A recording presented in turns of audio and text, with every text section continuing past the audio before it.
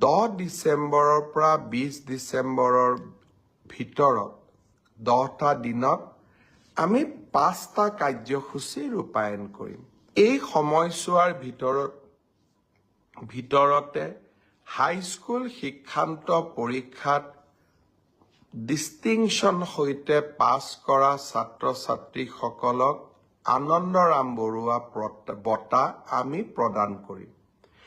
আৰু 10 ডিচেম্বৰৰ পৰা 20 ডিচেম্বৰৰ ভিতৰতে আমি নৱমমান